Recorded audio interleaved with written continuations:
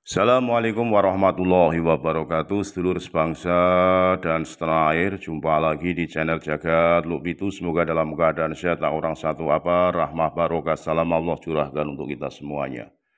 Gus Miftah saat berceramah di Kalimantan menyampaikan, tidak ada untungnya membahas masalah nasab habaib. Ya, kalau habaib itu bukan duriah Rasul, tapi kalau besok di hadapan Allah Subhanahu wa Ta'ala, Habib itu sebagai duriah Rasul, tentunya kita malu kepada Kanjeng Nabi Muhammad SAW karena kita selaku umatnya bila minta syafaat Kanjeng Nabi akan menjadikan sebuah beban moral tersendiri karena telah menampik duriah Rasulullah SAW.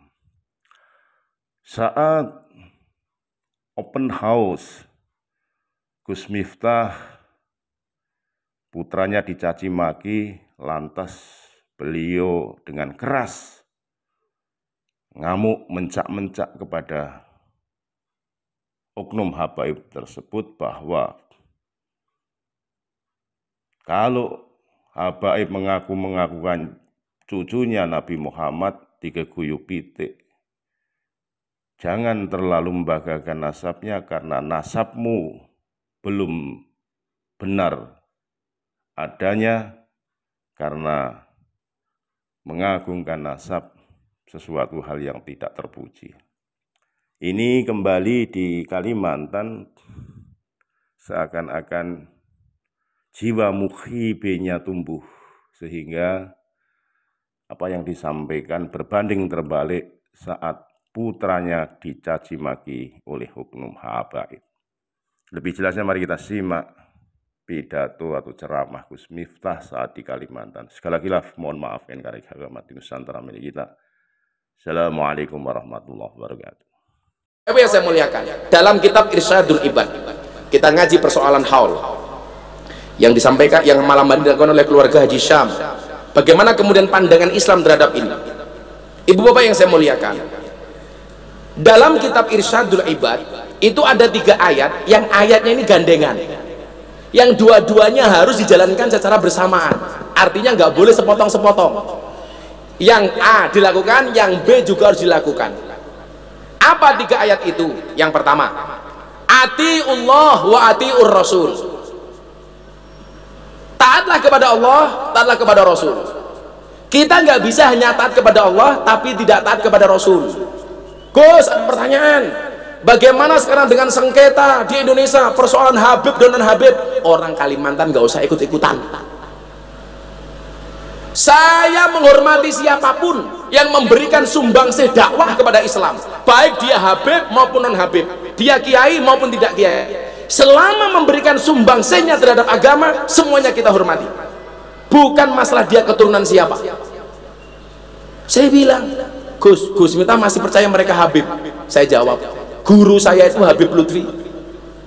Sekarang begini Pak, kalau hari ini kita menghormati Habib sebagai duriahnya Kanjeng Nabi, ternyata besok di akhirat diputuskan itu bukan duriahnya Kanjeng Nabi. Pertanyaan saya, kita salahnya di mana? Kita ruginya di mana? Enggak rugi Pak. Yang rugi siapa? Yang bohong, yang ngaku-ngaku. Tapi sebaliknya, kalau hari ini kita mendolimi orang-orang yang dianggap Habib itu, kita hajar mereka, ternyata besok di akhirat diputuskan bahwa mereka adalah duriahnya Kanjeng Nabi. Ketika ketemu Kanjeng Nabi di akhirat Pak, ditaruh di mana muka kita Pak? Miftah, kamu dulu zalim sama keturunan saya, kok sekarang kamu minta syafaat kepada saya Miftah? Sorry ye, modar saya Pak, gitu loh. Makanya saya bilang, nggak usah ikut-ikutan soal persoalan nasab. Udah, semuanya punya takaran masing-masing. Atiullah wa atiur rasul wa ulil amri, kamu taat kepada Allah, taat kepada Rasul, taat kepada pemimpin. Makanya mohon maaf, pemimpin itu harus kita taati. Kalau dia jelek, kita kritisi. Saya bilang sama Pak Prabowo, saya mendukung Anda yang paling giat, tapi kalau Bapak salah, saya juga boleh dong untuk mengkritisi. Nggak apa-apa Gus, harus. Paman Birin salah, kita ingatkan. Sekarang jadi gubernur tuh berat Pak, jadi imam sholat saja berat. begitu mau ngimami makmum sudah cerewet, jangan panjang-panjang, berat. Kayak kemarin di Jakarta imamnya stres, ghairil maghdubi alaihim waladdallin, amin. Bismillahirrahmanirrahim, inna, mandek. Makmumnya bingung, ini mau inna a'toina, apa inna fatahna, apa inna anzalna, atau inna yang lain. Bismillahirrahmanirrahim, inna, makmum semakin pusing, apa inna anzalna, apa-apa. Ketiga kalinya Bismillahirrahmanirrahim, inna, akhirnya makmumnya teriak, inna lillahi wa inna ilaihi rajiun. Emangnya gampang jadi imam? Susah. Jadi Kapolda susah, apalagi jadi Pak Jokowi, apalagi besok jadi Pak Prabowo, 275 juta, Pak. Kamu taat kepada Allah sekalian taat kepada Rasul, sekalian taat kepada pemimpin selama dia baik.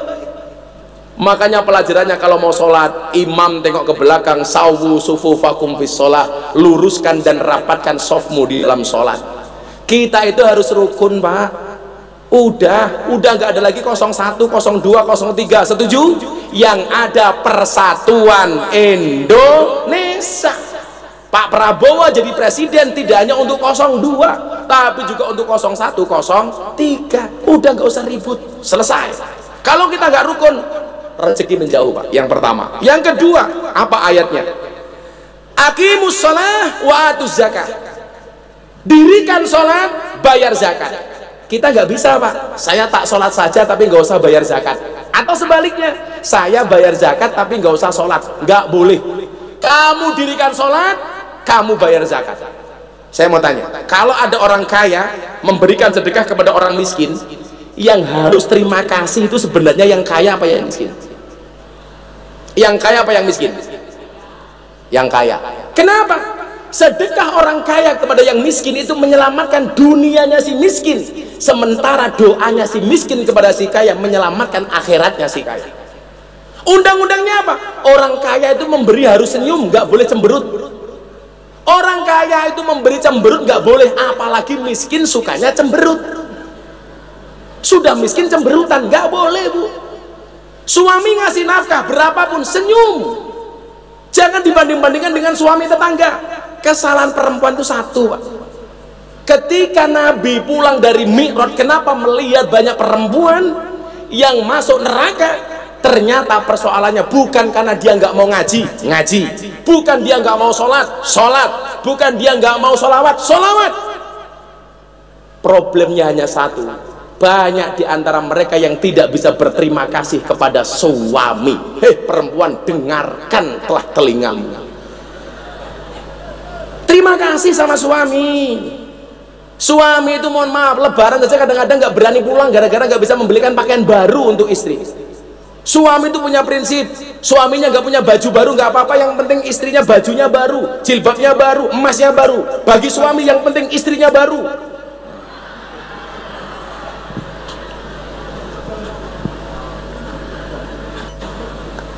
Gus Miftah istrinya berapa? 1. Karena saya suami yang setia. Karena saya punya prinsip, lelaki yang hebat bukan lelaki yang mencintai banyak wanita, tetapi mencintai satu wanita dengan banyak cara.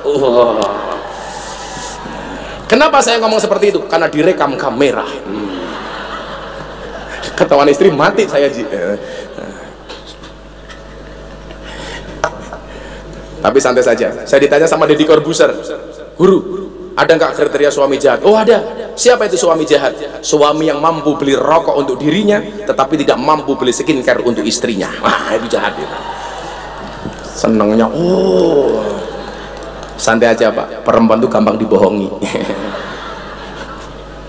Yang ketiga ayatnya apa?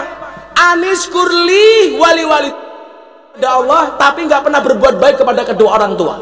Problemnya kita itu kadang-kadang satu, kita kesana kemari minta doanya Habib, kita kesana kemari minta doanya Kiai, tapi lupa di rumah kita punya jimat, punya malaikat yang doa mereka jauh lebih mustajabah dibandingkan yang di luar. Siapa? Bapak dan ibu kita. Pak, Bu, nggak ada kekayaan seorang anak, kemuliaan seorang anak yang tidak berangkat dari doa orang tua. Saya meyakini kok Haji Sam sekarang Anda anggap sukses. Kenapa? Karena bapaknya ini luar biasa. Karena orang tuanya luar biasa. Orang tua itu kadang-kadang berdoa siang malam. Siapa yang menuai, yang mengetam? Anak-anaknya. Makanya mohon maaf, nama orang tua dulu itu keren. Kenapa? Karena orang tua dulu itu sukanya menanam, nggak suka panen. Yang memanen siapa? Anak-anaknya. Yang berdoa bapak ibunya. Siapa yang terhormat? Anaknya. Seorang Kapolda. Bisa jadi karena tangisnya kepada bapak ibunya yang diangkat derajat anaknya. Karena orang tua punya prinsip, orang tua boleh susah, orang tua boleh sakit, tetapi anak gak boleh susah, anak gak boleh sakit. Betul Bu? Makanya saya bilang, orang tua satu bisa ngopeni anaknya 10, tapi anak 10 kadang-kadang tidak bisa ngopeni orang tuanya yang satu. Betul Bu? Anak itu kurang ajar. Bapaknya punya perusahaan, anak dengan gampangnya mengatakan ini perusahaanku. Begitu anak punya perusahaan, orang tua nggak boleh ngaku-ngaku. Orang tua punya mobil, anak dengan gagahnya mengatakan ini mobilku. Begitu anak punya mobil, orang tua nggak boleh ngaku. Jam 2 malam anak menangis, anak 5 menangis semua, orang tua 1 bisa ngurusi 5 orang anak. Gantian orang tuanya nggak bisa apa-apa, anak 5 nggak bisa ngurusi orang tuanya yang 1. Makanya mohon maaf, salah satu bakti birrul walidain anak soleh ketika ditinggalkan oleh orang tuanya, apa dikatakan? Al mayyitu fi qabri kal gharik al mughawis. Mayit itu di dalam kuburnya seperti orang terombang-ambing yang membutuhkan pertolongan. Yang tadiru dakwatan, yang menunggu doa. Doa dari siapa? Talhaquhu min abihi. Doa yang diharapkan dari bapak ibunya, au min akhihi, atau dari saudara-saudaranya, au min akhihi, atau dari saudara-saudaranya, atau dari kanca-kancanya.